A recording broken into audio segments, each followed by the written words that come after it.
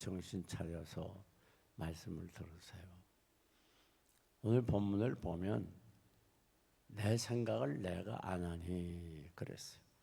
너희를 향한 내 생각을 내가 안 하니 곧 재앙이 아니라 평안이고 너희 미래에 희망을 주려는 생각이라 그랬어요. 하나님의 생각은 하나님을 가르쳐요. 하나님이 어떤 분인가 하는 것을 생각을 통해서 나타내기 때문에 그래요. 그런데 하나님의 생각이 굉장히 중요해요. 하나님은 늘 우리를 생각해 주시고 우리가 어떤 환경과 상황에 처해도 우리를 잊지 아니하시고 우리를 생각하고 있는 분이에요.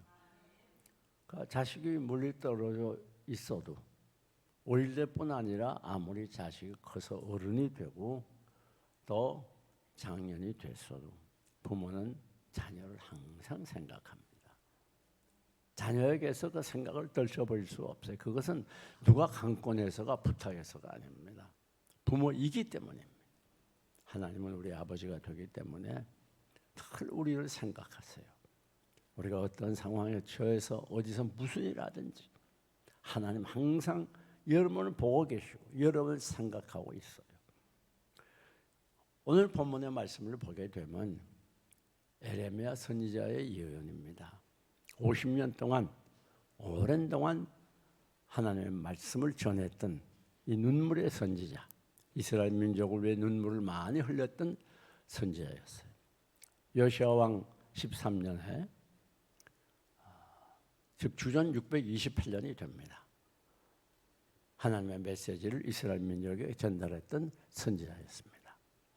그런데 이 예레미야 선지자가 전했던 그 메시지는 이제 이스라엘 민족이 범죄함으로 저 바벨론에 포로 되어가게 되고 70년 후에는 다시 돌아오게 된다고 하는 희망의 메시지입니다. 그런데 오늘 성경을 쭉 앞뒤를 살펴보게 되면 우리 하나님께서 지금 바벨론에 포로된 이스라엘 민족들을 계속 생각하고 계셨다. 이게 놀라운 일이 아닐 수 없습니다. 이스라엘 민족들은 그 포로 생활, 노예 생활 속에 많은 아픔과 고통을 갖고 괴로워하고 저 시냇가에 악기를 시냇가 나무에 악기를 걸어놓고 슬픈 노래를 불렀습니다. 언제나 해방의 날이 올 것인가? 그런데 기다려도 해방의 날이 오지 않습니다. 이스라엘 민족들은 낙심과 절망 중에 빠지게 됩니다. 그래서 하나님이 우리를 잊어버렸어. 하나님이 이제는 우리에게 얼굴을 돌렸어. 그런 어두운 가운데 방황하고 있을 때에 하나님은 이 예레미야 선지자를 통해서 이스라엘 백성의 위로의 메시지를 던지는 거예요. 내 생각은 그렇지 않다. 너희가 지금 바벨론에 포로돼서 당하는 고통을 다 알고 있어. 걱정하지 마. 때가 되면 내가 너희를 바벨론 포로에서 돌아오게 하겠다. 이게 하나님의 생각이라고. 오늘날로 우리가 어디 가서 무슨 일을 하든지 간에 하나님은 늘 여러분을 생각하고 있습니다. 이 하나님의 사랑이 하나님의 은혜요. 축복이 아닐 수가 없습니다.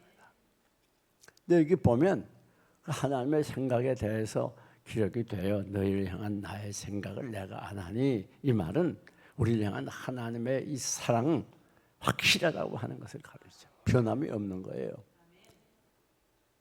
그 생각은 뭔가 재앙이 아니라 뭐라고요? 평안이라. 참 놀라운데 우리 하나님 우리가 늘 평화롭게 행복하게 살기를 원하세요. 고통당하며 괴롭게 살기를 원하지 않는다는 말입니다. 비록 이스라엘 민족이 바벨론에 포로되어 갔지만 그래서 노예 생활로 힘들게 살고 있지만 그러나 내가 편안하기를 나는 원한다. 내가 너희를 생각하고 있지 않니? 그래 너희를 바벨론 포로에서 다시 돌아오게 할 거야. 그러니까 걱정하지 말고 평화롭게 살아라. 우리 하나님의 사랑의 음성입니다. 여러분 하나님께서는 우리에게 편안하게 살기를 원하세요. 그래서 우리 예수님께서도 부활하신 다음에 공포에 떨고 있는 제자들에게 나타나셔서 내가 너희에게 평안을 주노니 내가 주는 것은 세상이 주는 것과 같지 않다. 그렇게 말하고 있어요. 여러분, 이 평안이 우리 마음속에 있게 된다는 게 얼마나 중요한지 몰라요. 그 사람이 얼마나 지금 신앙이 어떠한가, 신앙의 상태가 어떠한가, 그걸 측정하는 기준 중에 하나가 내 마음속에 얼마나 어느 정도 늘 하나님의 평강이 있는가, 그걸 보면 알 수 있는 거예요. 하나님의 평강이 우리 마음속에 사라지고 불안과 공포가 우리를 지배하게 될 때 우리의 신앙이 이미 무너지는 소리를 듣고 있는 거예요. 우리의 신앙이 견고해지고 흐르지 않을 때 특징은 우리 마음속에 평강이 찾아오게 돼요. 이 세상의 환경과 환난과 시련 중에 흔들리지 않고 지장받지 않는 그런 평강, 세상 환난과 시련을 초월한 그런 평강을 우리 마음속에 가지게 되는, 이게 믿음의 능력이고 이게 믿음의 힘이에요. 보통 사람은 그럴 수가 없잖아요. 여러분, 우리 원래 하나님과 원수였어요. 그래서 우리는 이제 완전히 죄 가운데 사망 가운데 빠져서 평강이라는 건 생각할 수조차 없어요. 늘 좌절과 절망과 고통 속에 살아가는 우리들인데 하나님께서 우리 인간들을 평강을 주시기 위해서 독생자 예수 그리스도를 이 땅에 보내셨어요. 그 예수님께서 우리를 위해서 십자가에 죽어주시고 그 십자가의 보혈의 공로를 통해서 이제는 우리가 하나님께로 나아가고 하나님이 우리에게 찾아왔어요. 그래서 하나님과 더불어 화목하게 됐어요. 그러니까 이제 드디어 우리가 예수 그리스도를 통해서 평화를 얻게 된 거예요.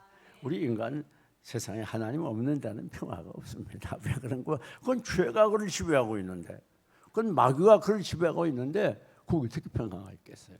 늘 고통과 괴로움 또 불안 속에서 살아가게 되는 거예요. 참 평화는 인간이 만들어가는 거 아닙니다. 세상 일이 잘 돼서 돈을 많이 벌어서 뭐가 계획대로 이루어져서 평강이 있는 게 아니에요. 그것은 세상에서 성공할수록 그건 죄악의 성공이기 때문에 더 많은 고통이 있어요. 죄는 고통이니까. 불안이거든요, 죄는. 여러분, 오늘 우리 마음속의 평강은 인간이 만들어 갖는 게 아니고 어떤 생산 공장에서 만들어낸 생산품이 아니라 오직 하나님께로부터 오는 거예요. 하나님이 우리에게 주시는 거예요. 무엇을 통해서? 예수 그리스도의 십자가를 통해서.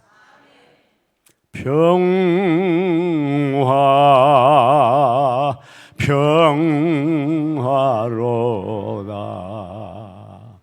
하늘 위에서 내려오네 그 사랑의 물결이 영원토록 내 영혼을 덮으소서. 이 땅 위에 험한 길 가는 동안 참된 평안이 어디 있나. 우리 모두 다 예수를 친구 삼아 참 평화를 누리겠네. 그렇습니다. 이 세상에는 어디 가도 평강이 없어요. 오직 예수 그리스도를 통해서만 우리에게 참된 평안이 찾아와요. 세상이 빼앗지 못하는 평안, 평안의 능력으로 세상을 정복할 수 있는 그런 놀라운 평안, 그런 평강을 우리 하나님은 여러분이 가지기를 원하는 거예요. 근데 이 평안은 누가 만들어주는 게 아니고 내가 노력해서 얻어지는 게 아니라 어떻게 해야 돼요? 하나님께로부터 우리에게 오는 거예요. 하나님이 여러분이 평강하게 살기를 원해요. 여러분, 우리가 어떻게 평안하게 살 수가 있는가? 평강의 왕이신 주님께로 늘 가까이 가는 거예요. 그래서 이사야서가 예수 그리스도의 탄생을 700년 전에 예언하면서 평강의 왕이라고. 우리 주님은 이 어두운 세상, 불안과 공포 속에 살아가는 어두운 세상에 평강을 주시기 위해서 오신 분이에요. 그래서 하늘에는 영광이요 땅에는 뭐로다? 평화다. 우리 주님 탄생하실 때 천사들이 그렇게 말합니다. 주님이 계신 곳에 평화가 있어요. 그러니까 우리들이 이 세상 살아가면서 하나님이 원하는 대로 평화롭게 기쁨으로 살아가려면 주님은 날마다 가까이 해야 돼요. 네, 가까이 또 가까이 가까이 더 가까이 그렇게 나가면 예수 그리스도를 통한 평화가 우리 가운데 찾아오게 됩니다. 주님 멀어지면 멀어질수록 평화가 멀어지게 되고 세상의 불안, 고통이 우리에게 가까워지게 되는 거예요. 주님 떠나서는 참 평화가 없어요. 여러분이 세상에 가서 온갖 쾌락 다 누리고 온갖 것 다 향유하고 엔저이 해봐요. 그게 평화가 있는 거 없어요. 세상 것은 많아지면 많을수록 크면 클수록 더 비례해서 정비례해서 불안이 우리에게 찾아오게 됩니다. 그렇기 때문에 언제라도 여러분이 평화롭게 살려고 하면 행복하게 살려고 하면 주님을 더 가까이 하는 거예요. 주님 떠나서는 평화가 없어요.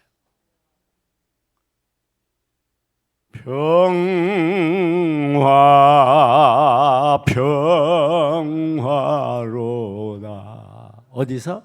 하늘 위에서 내려오네. 그 사랑의 물결이 영원토록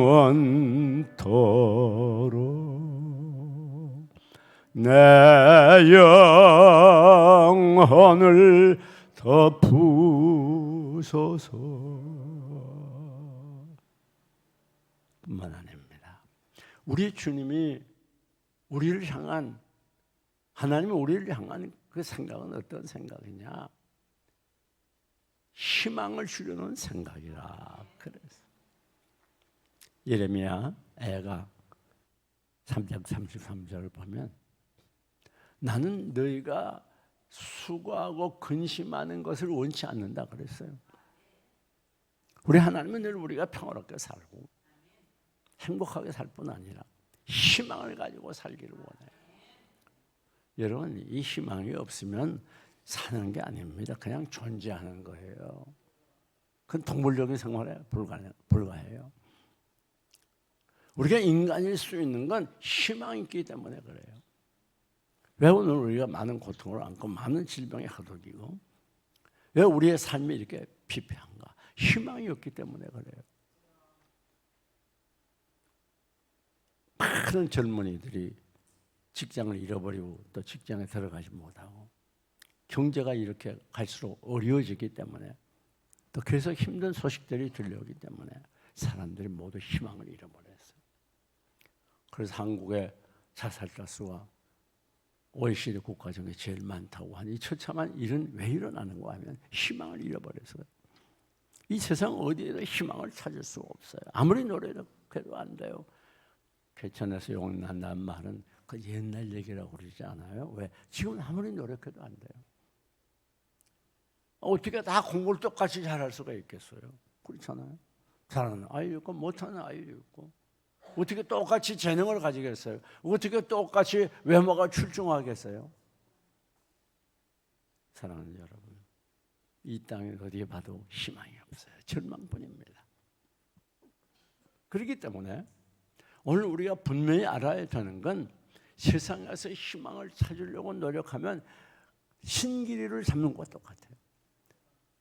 아무리 희망을 돈 많이 벌어서 잘 살아보자고 희망을 가지고 쫓아가고 세상 쾌락을 명예를 쫓아가보지만은 그건 희망이 아니라 더 큰 절망, 구렁이에 빠지게 되는 거예요.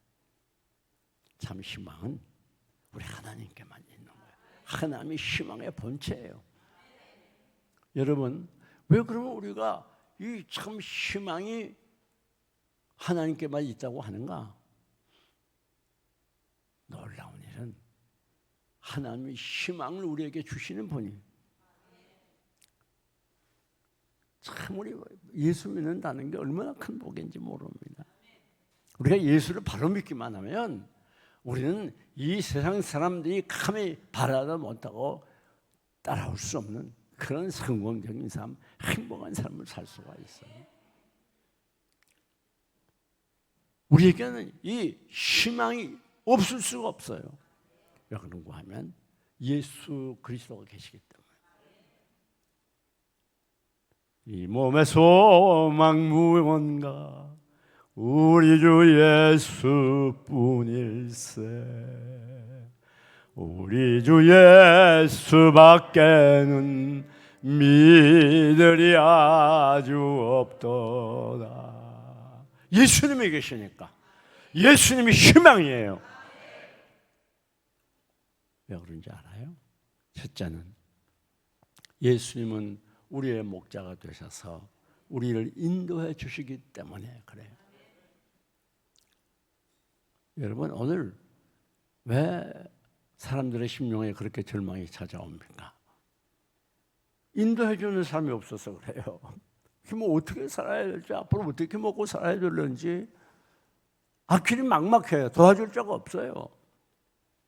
어디로 가야 될지 몰라요. 전혀 희망을 찾을 수 없어요. 그러니까 절망하는 거예요. 그러나 우리는 우리의 선한 목자 되신 주님이 계셔서 여러분을 인도해 주십니다. 참 놀라운 일이죠. 우리는 그냥 우리가 이리 갔다 저리 갔다 방황하는 사람들이 아니라 어디 가서 무슨 일 하든지 주님께서 거기에 함께 계시고 그것을 주님의 인도가 있습니다. 그렇기 때문에 오늘 우리는 희망을 잃지 않아요. 나 혼자 사는 게 아니니까. 전능하신 우리 목자 예수님께서 앞서 행하셨어요. 여러분, 미가서 7장 9절을 보면 그게 어두운 가운데서 흑암에서 광명으로 인도해 주신다는 말이 나와요.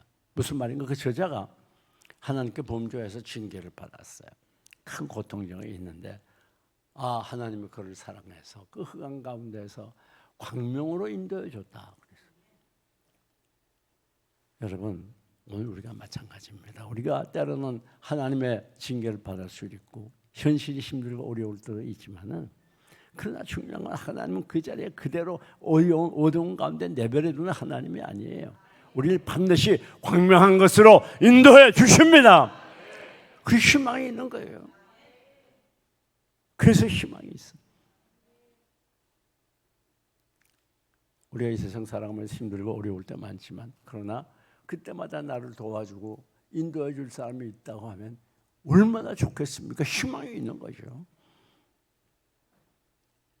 우리 주님은 우리를 어두울 때마다 광명한 것으로 환난의 어두운 가운데에서 광명한 것으로 인도해주고 질병의 흑암 가운데에서 광명한 것으로 인도해주고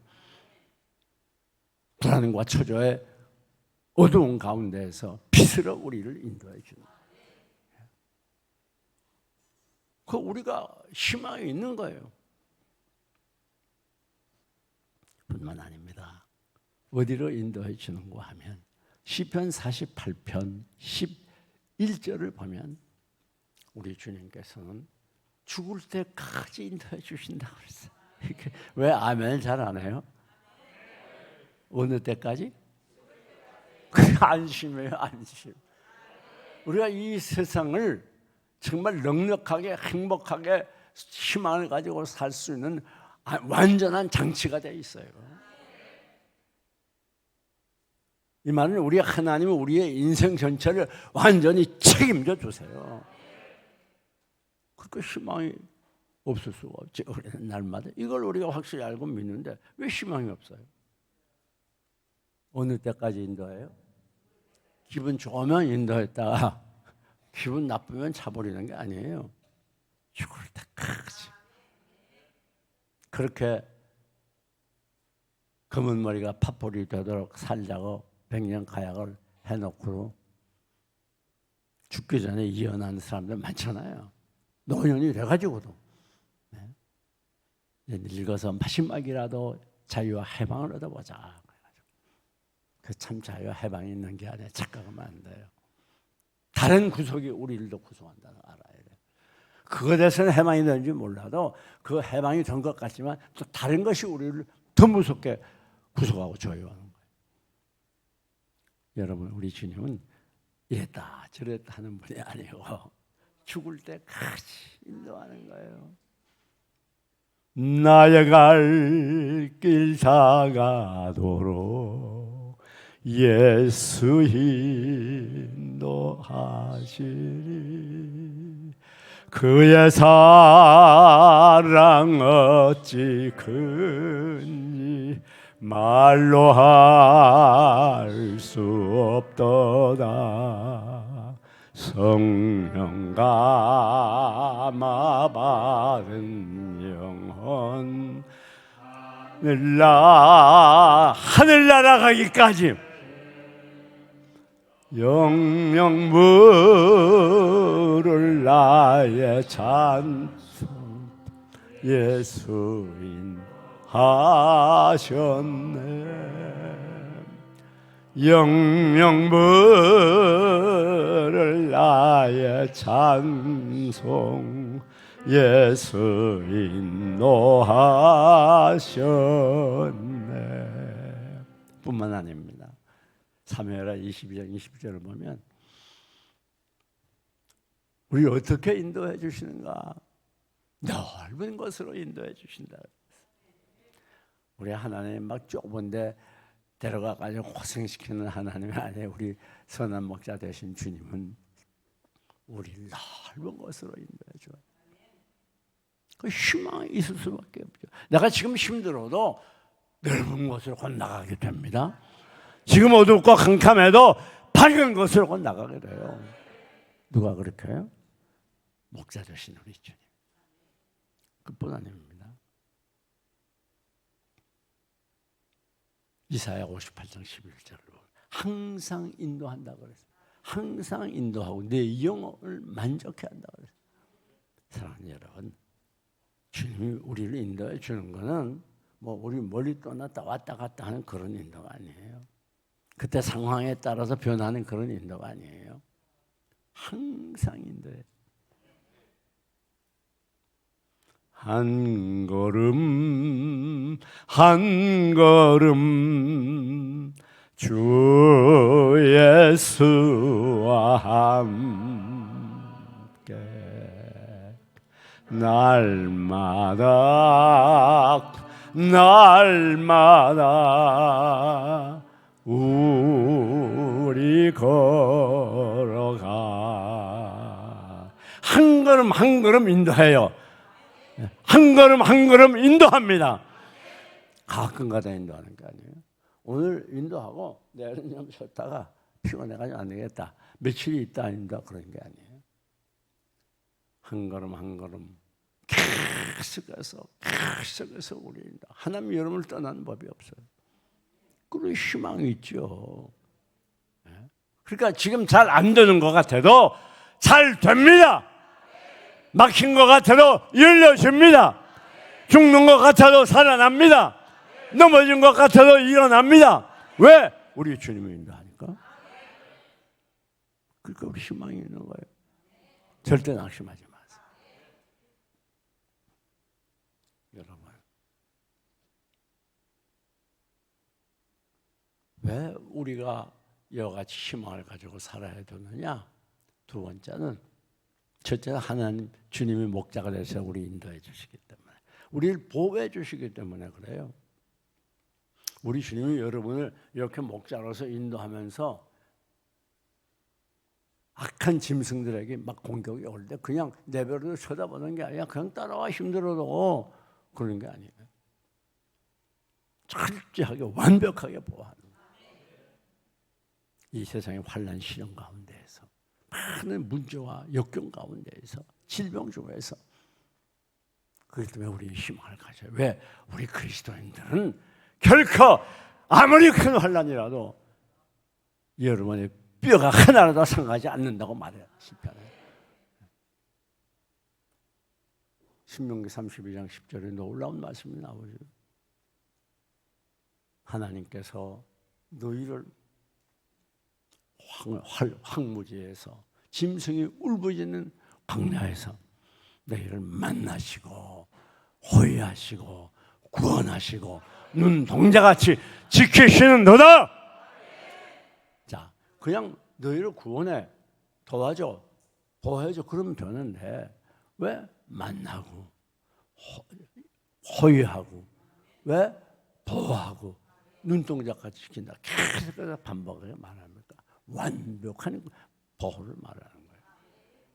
뭐 이런 그렇게 완벽하게 보호해준 예를 들려면 뭐 얼마든지 많죠. 성경에도 그렇고. 여러분 이것이 우리 주님의 목자로서의 일이에요. 그러니까 우리 힘을 가져야 아무리 힘들고 어려워도 낙담하면 안 돼요. 그리스도인은 다 죽은 것 같아도 다시 살아납니다. 희망을 가졌어요. 또 왜 우리가 희망을 가져야 되느냐? 우리에게 천국이 있기 때문에. 우리는 이 세상 살다 이 세상에서 죽어 없어질 사람들이 아니에요. 우리의 본향은 영원한 천국이고 거기서 영원토록 영생복락 누려요. 여기서 잠시 왔다 가는 거예요. 지금은 뭐 세종시가 전국에서 평균 연령이 제일 적은 36세라고 그러지만 10년, 20년 지나봐요. 다 없어질 일입니다. 사랑하는 여러분, 어느 장가는 노인들이 제일 많은 도시로 바뀔 때도 올 거예요. 세상은 잠깐입니다. 그러나 우리는 우리의 희망이 있습니다. 천국이 있습니다. 여러분, 그 다음에 우리 하나님의 생각은 무엇입니까? 첫째는 평안을 주시려는 것이고 다음은 희망을 주시는 것이고 세 번째는 오늘 본문 보니까 기도하면 응답을 주신다 그렇게 말했어요. 너희가 내게 부르짖으면 내게 와서 기도하면 내가 너희들의 기도를 들을 것이에요. 이게 우리 하나님의 하나님은 우리가 기도할 때 응답을 주도록 늘 그렇게 생각하고 있어요. 그래서 우리 기도하면 응답을 준다는 성경 구절이 얼마나 많아요. 예? 우리가 너무 잘 알고 있는 구하라 주실 것이요 찾으라 만날 것이요 문을 두드려 열어줄 것이야. 너희가 기도하면 내가 응답하겠다.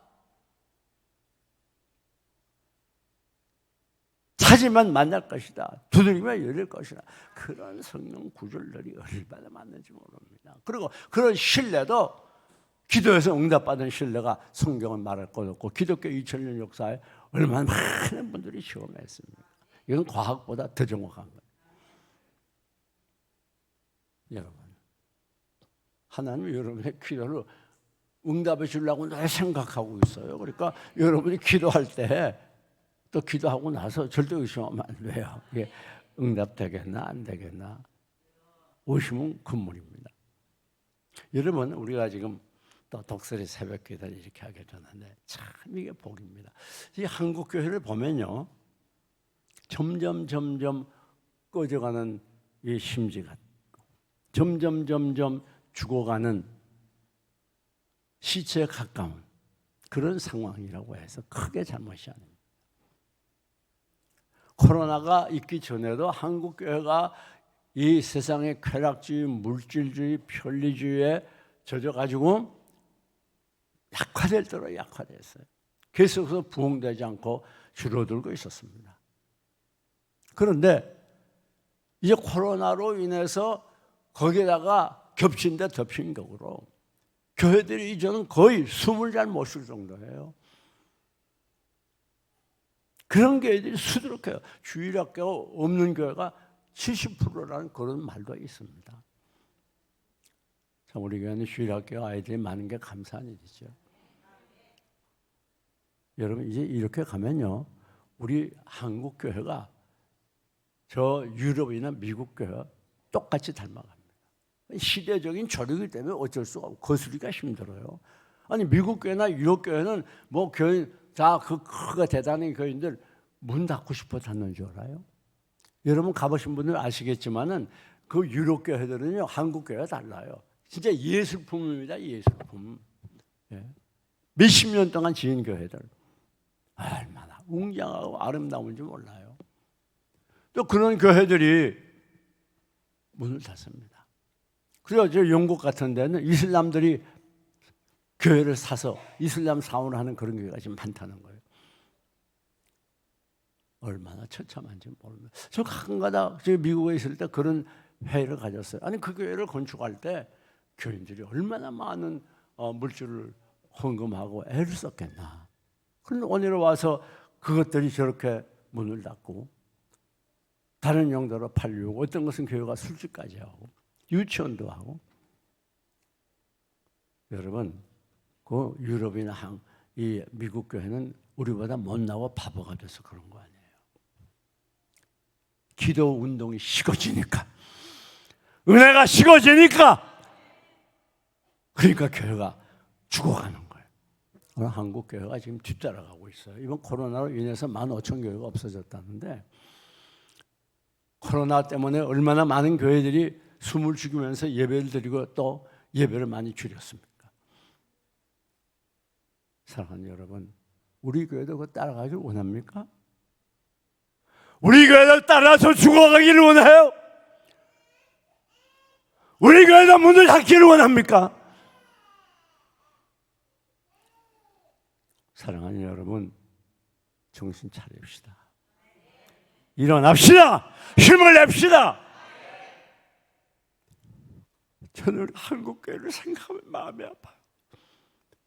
이대로 가면 한국교회도 문 닫을 날이 멀지 않았어요. 지금도 계속해서 문을 닫고 있어요. 코로나로 죽은 교회가 15,000교회래요. 왜요? 한국교회가 기도하지 않아요. 기도불이 다 꺼졌습니다. 예배 소홀이에요. 왜? 점점 세속화되고, 그리고 세상의 편리주의에, 세속주의에, 물질주의에 그만 빠져가지고 이제 편리한 것만 추구해요. 편리한 것이 우상이 됐어요. 세상 사람들 닮아가는. 이젠 신앙생활도 편리하게 해야지. 무슨 새벽에 나와 기도하고 그렇게 열심히 교회 나가고 봉사하고, 이게 큰 악입니다. 사랑하는 여러분, 이 목사가 정말 눈물로 여러분에게 간절히 부탁합니다. 이런 악한 세속화의 물결을 따라가지 마시기 바랍니다. 힘있게 존재하시기 바랍니다. 사랑하는 여러분, 제가 무슨 감정이 특별히 많아가지고 눈물로 설교하고 기도하는 게 아니에요. 한국교회가 이렇게 죽어가고 있는데 우리 교회도 따라가지 않아야 되잖아요. 여러분, 우리가 기도한다고 하는 건 내가 은혜 받고 내가 하나님과 교제하는 것도 중요하지만, 내가 응답받는 것도 중요하지만은, 이 기도한다는 건 모든 사단의 공격으로 나를 보호하는 방패막이 되는 거예요. 세상 죄악으로부터 나를 지키는 방패막이 되는 거예요. 기도 안 하면 이 세상 죄악으로 나를 지킬 수가 없어요. 사단의 공격으로 나를 지킬 수가 없어요. 내 힘으로 어떻게 합니까? 내 인간성, 죄성, 부패성, 타락성, 교만성 가지고 어떻게 사단을 이길 수가 있고 세상 죄악을 이길 수가 있단 말이에요. 더 이상 편리주의에 빠져서 신앙의 힘을 잃어버리고 죽어가는 한국교회, 많은 한국교회들 닮아가지 맙시다. 우리만이라도 힘을 냅시다. 우리만이라도 기도합시다. 그래서 우리 교회를 통해서 세종시가 복음화되고 다시 꺼져가는 부흥의 불길을 한국교회에 일으킬 수 있는, 한국교회 세계에 찬란한 부흥의 불길을 일어났던 것처럼 다시 한번 한국교회가 살아날 수 있도록, 다시 한번 회복될 수 있도록, 다시 한번 부흥이 일어날 수 있도록, 이런 우리 독수리 기도에 힘을 모아서 하나님, 우리가 기도하기를 원하고 기도할 때 응답해 줄 생각을 가지고 우리의 기도를 듣고 계시는 분이에요. 하나님 거짓말하는 분이 아닙니다. 신실한 분입니다. 더 긴 말씀 드리지 않습니다. 하나님의 생각은 오직 우리를 위한 생각뿐이에요. 우리가 잘되고 복받기를 원해요. 하나님의 생각은 늘 우리가 평화로운 마음을 가지고 행복하게 살기를 원합니다. 절망이 아니라 소망 중에 기쁘고 즐겁게 살기를 원해요. 하나님의 생각은 우리가 하나님께 기도할 때 응답해 주시기를 원하고 기다리는 생각을 가지고 있어요. 이번에 우리 모두 이런 하나님의 생각을 깊이 해야 되고 신앙생활에 더 적극적으로 정진하고 하나님을 가까이 하는 귀한 교회가 되시기를 주님의 이름으로 축원합니다. 축원합니다.